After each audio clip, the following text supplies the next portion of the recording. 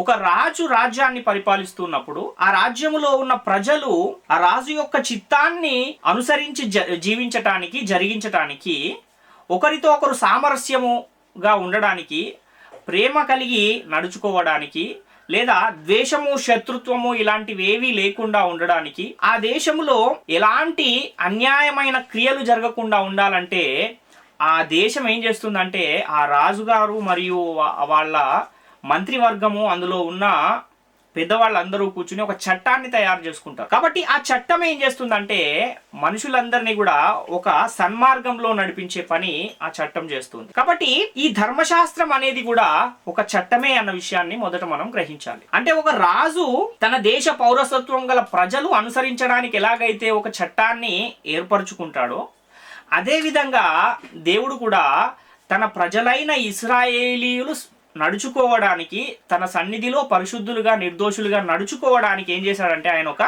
చట్టాన్ని తయారు చేశాడు. ఆ చట్టమే ధర్మశాస్త్రము అన్న విషయము మనం గ్రహించాలి. ఈ తయారు చేసిన ఈ చట్టాన్ని దేవుడు ఎవరికి ఇచ్చాడు అంటే ఇశ్రాయేలీయులకు ఇచ్చాడు. ఎందుకంటే భూమి మీద మొట్టమొదట దేవుని ఆజ్ఞలను అనుసరించి జీవించిన వారు ఎవరైనా ఉన్నారా అంటే వాళ్ళు కేవలం ఇశ్రాయేలీయులు మాత్రమే అన్న విషయం కూడా పరిశుద్ధ గ్రంథము తెలియజేస్తుంది. అందుకనే ఈ విధులను, చట్టాలను, ఆజ్ఞలను కలిగిన ఒక పుస్తకాన్నే ఏమని పిలుస్తారంటే ధర్మశాస్త్రము అని దానికి ఒక పేరుంది. ఇదే ధర్మశాస్త్రాన్ని హెబ్రీ భాషలో ఏమంటారు అంటే తౌరాత్ అని పిలుస్తారు. ఈ ధర్మశాస్త్రాన్నే పాత నిబంధన అని కూడా పరిశుద్ధ గ్రంథం తెలియజేస్తున్న సందర్భాలు మనకు అనేకంగా కనబడతాయి.